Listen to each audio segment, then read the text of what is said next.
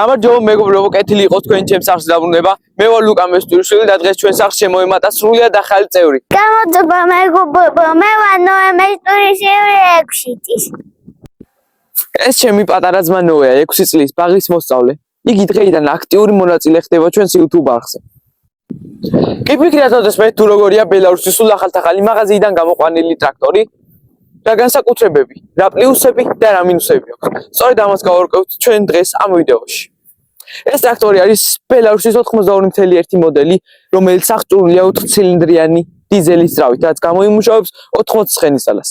ეს არ არის ჩვეულებრივი ტრაქტორი, ეს არის ბელარუსის წითელი გიგანტი, რომელიც მზადაა ნებისმიერ სამუშაოს შესასრულებლად. მას აქვს 9 სიჩქარიანი გადაცემათა კოლოფი, თავისი მაღალი და დაბალი წვევით, რაც ოპერატორს საშუალებას აძლევს ადვილად, სწრაფად და ეფექტურად შეასრულოს თავისი დავალებები. ჩვენ არ ვაპირებთ ამ ვიდეოში ამ ტრაქტორის დასვას ანაწყობას, უბრალოდ გაჩვენებთ და შევაფასებთ თუ როგორია ახალი ბელარუსი. თუ გაინტერესებთ ყველაფერი დეტალურად ამ ტრაქტორზე, მაშინ დარჩით ვიდეოს ბოლომდე. რა თქმა უნდა, გამოიწერეთ ჩემი არხი, გააქტიურეთ ზარისხილა, კიდევ არ გამოტოვოთ შემდეგი ვიდეოები და დაალაიქეთ ეს ვიდეო.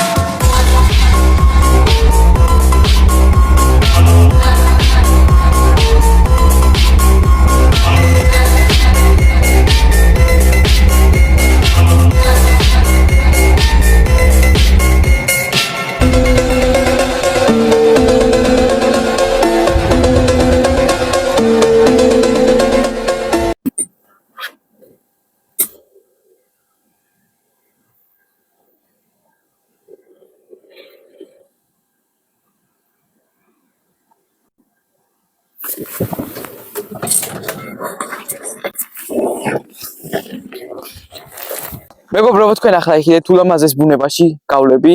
ტრაქტორი იდეალურად მუშაობს, გადაცემათა კოლოფი, ძრავი, ხიდები, აბსოლუტურად ყველაფერი, არანაირი ზედმეტი ხმა არ აქვს. რა ვიცი, რას უნდა მოველოდებოდი, 2024 წლიანია ეს ტრაქტორი და საერთოდ ყველაფერი იდეალურად უნდა მუშაობდეს. და ასეც არის. ჩვენ ახლა შევალთ სალონში, დაგათვალიერებინებთ ყველაფერს და აბსოლუტურად დეტალ აგიხსნით, სად რა არის და როგორ მუშაობს ისინი. გადმოვინაცვლეთ სალონში და შევაფასებთ მას. ეს რიჩაკები და რაღაცეები მომწონს, ფერები რო შეცვლილი აქვს და სულ შავზე არ აქვს დატოვებული როგორც ძველებში. ცოტა სიხალისეს გვანტებს იმ დაღრილობაში და რაღაცაში. მაინც პატარა დეტალია და ლამაზი. სხვა რა ვიცი, სულ ტყავებშია, ნახეთ მთლიანად. ასევე ლუკიც ტყავშია. ყველაფერი იდეალურად არის გამოკვეთილი. კაც მაჩვენებლების დაფაც შეცვლილი აქვს. სხვა წინათაობიდან და ესაც ცოტა იყოს კარგია, კიდევ უკეთესად შეიძლებოდა უფრო თანამედროვედ, მაგრამ არა უშავს ტრაქტორისთვის, ესეც საკმარისია. ტყავებში ახან არის ყველაფერი, ამაშიც ერთი პლუსი ჩემგან დასულ ესე მარხატციმეებში არ არის, როგორც ჭერი. ასევე ნახეთ ლუკით სულ ტყავშია, ესე პატარ-პატარა ნახვეტები აქვს. და აი ეს არის კონდიციონერის ჩამთველი, ესე ვარეგულირებთ სიცივის ტემპერატურას და ესე ვარეგულირებთ როგორც ხარა იმუშავებს, როგორ დაუბერავს კონდიციონერი. ამ ტრაქტორს რა თქმა უნდა ფეჩიც აქვს. აი აქედან გადავთავთ და შემდეგ აქედან ვარეგულირებთ როგორც კონდიციონერს ისე. კონდიციონერზე და ფეჩზეც ჩემგან დიდი პლუსი. აი ეს არის სისკანო დაგიცვას თვალები. და აქედან გამოდის თბილი და ცივი ჰაერები. და ესე მოატრიალებს საითხარისაც გინდა. ეს არის სარკე. და გარეთაც ყენია ესე ორი სარკე ჩაულებრივად. აი კიდევ ნახეთ აქ წერია რომელ სვლაში რომელი სიჩქარით რამდენი დადის ტრაქტორი. მეგობრებო, კიდევ აი ჩემი დიდი მინუსი ამას, ესე სკალპელით აქვთ ეს კორიკები დაჭრილი. ჩემი აზრით ჯობდა რომ ერთი მთლიანი ჩამოესხათ და ისე ქნათ როგორმე ჩამოეცოთ, ან რა ვიცი. აი აქაც ნახეთ როგორ გაჭრილები აქვს და შემდეგ ტყდება იქ, იხევა. ჩემი დიდი მინუსი ბელარუსის კომპანიას და ქარხანას ამაში. კიდევ პლუსი ის რომ მას ის გამთშველი და ჩართველი სალონშია და არა გარეთ უჩებით რომ გიწევდეს გათიშვა და ჩართვა. ჩემი აზრით ყველა ტრაქტორს უნდა ჰქონდეს ეს, არ ვიცი აქვს თუ არა ყველას, მაგრამ აუცილებლად უნდა ჰქონდეს ყველას. საჭეზე დიდ ვერაფერს ვერ ვიტყვი. ნორმალური საჭია. ტრაქტორისთვის შესაფერისი რამე განსაკუთრებული ტრაქტორს ისედაც არ სჭირდება. ეს არის ჩვენი სიჩქარეების გადამფრთველი. ახო ქვისას ჩვენ ის უნდა გამოვწიოთ ესე მარცხნივ და უკან ან მარცხნივ და წინ. მაგრამ წინ ცოტა რთულად ვარდება, ჯობია ხოლმე უკან გამოვწიოთ. ესე თუ არ გამოვწიოთ, ტრაქტორი არ არსებობს რომ დაიხოქოს. შემდეგ აქ გვაქვს მესამე სიჩქარე, აქ გვაქვს მეხუთე სიჩქარე, აქ გვაქვს პირველი სიჩქარე, აქ გვაქვს მეოთხე სიჩქარე. და მარჯვნივ როცა ესე გავწევთ და უკან ამოვწევთ, ეს არის სადნი. უკუსლა. შემდეგი სიჩქარეები არის ესე როცა მივწევთ წინ. აქ არის მერვე, აქ არის მეექვსე, აქ არის მეშვიდე და მეცხრე პირველზე და მეორეზეც ვარდება დაბალ და მაღალ სვაზზე. ამას კიდევ აქვს სვლები აი აქ, კურდღელი არის სწრაფი, კუ არის ნელი.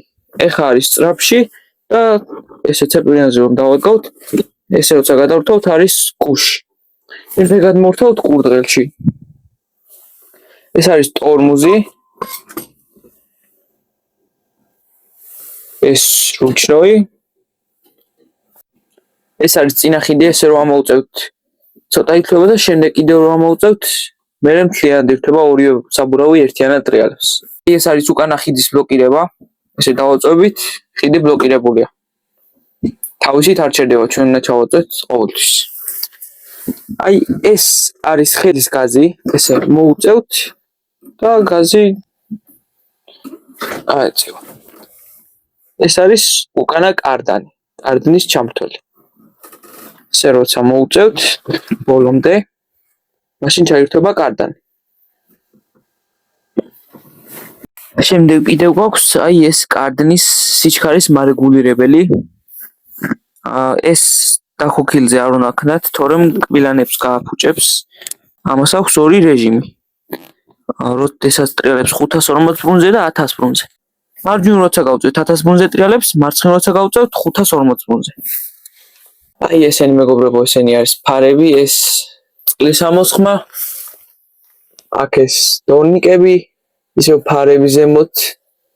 ეს პატარა სამი ნატურა და ეს ტრასაზე რომ გავალთ, მაშინ ერთვება ციმციმებს. აი ახლა განახეთ. აი ეს არის ეს ციმციმა. ეს არის უკან ამწევ დავწევი. აი ამ თითებს ამოძრავებს. ეს კიდევ არის უკან ლაფეტი რომ ჩაივათ, ან მისაბმელი რამე, ზეთი რომ გაუშვოს და გამოუშვოს. ჩვენ ტრაქტორს კონკრეტულად ეს აქვს გაუქმებული, რადგან რუსეთში ამ ტრაქტორებს აკეთებენ ხოლმე როგორც კოუშიანი ტრაქტორები.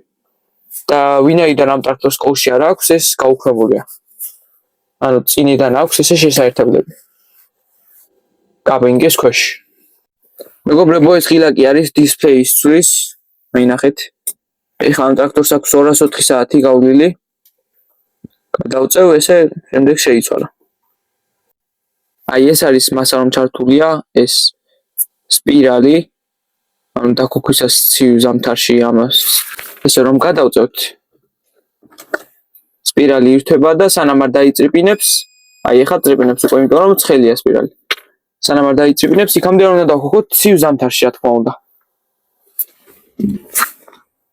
აქ ეს არის ზეთის წნევა ეს არის ჰაერის წნევა ბაკში ანუ საბურავების დასაკვირად ეს არის წყლის ტემპერატურა ეს საწვავის და ეს არის ანუ დამჯდარია თუ არა აკუმულატორი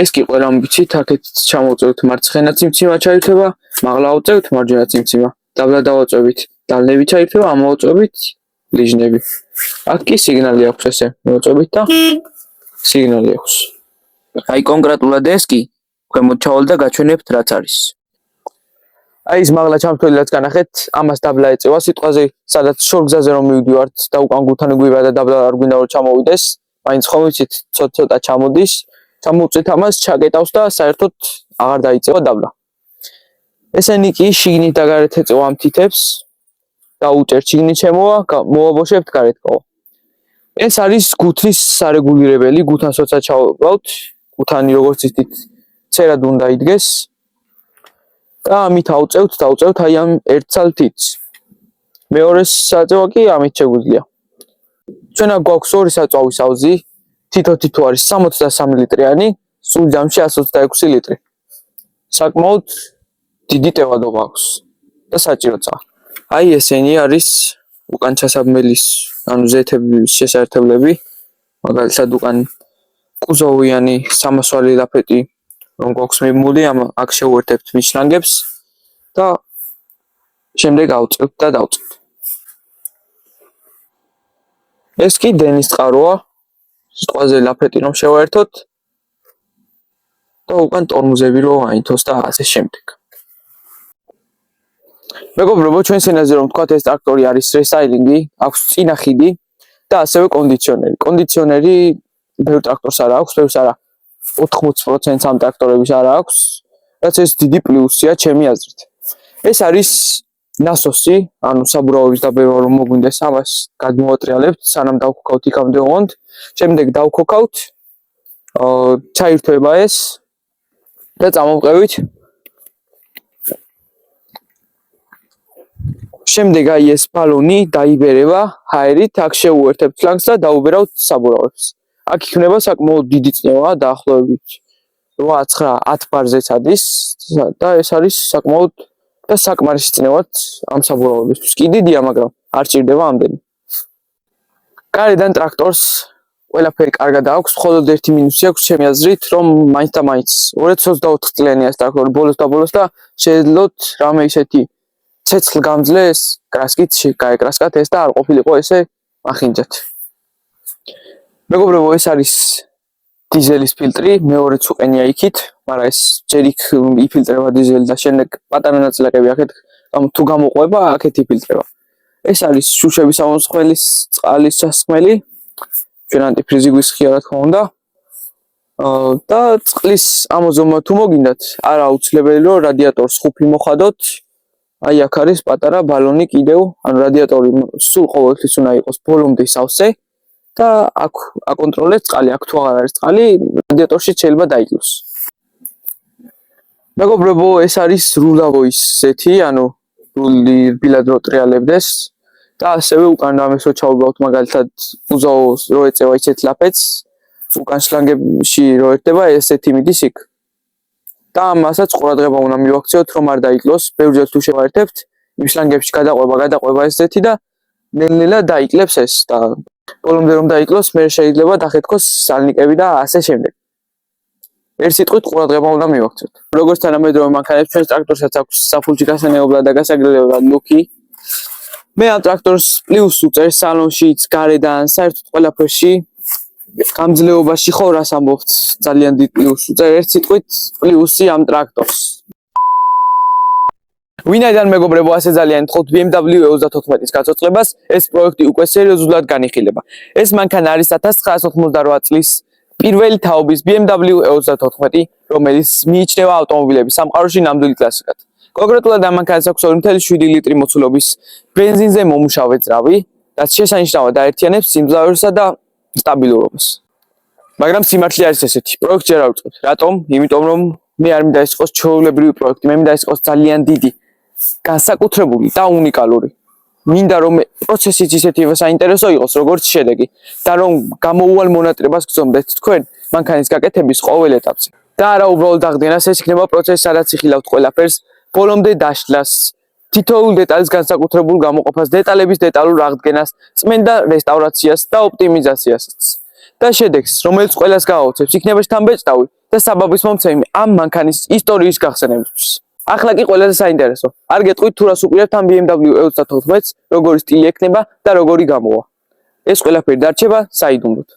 თქვენ კი თუ რეალურად გინდათ რომ ეს პროექტი დაიწყოს, მაშინ გამოიწერეთ ჩემი არხი, დაალაიქეთ და გააზიარეთ ვიდეო, ასევე დააკომენტარეთ მასზე. და ნახოთ თუ როგორ მალე ავალთ 10.000 გამომწერზე. მადლობა ყურადღებისთვის.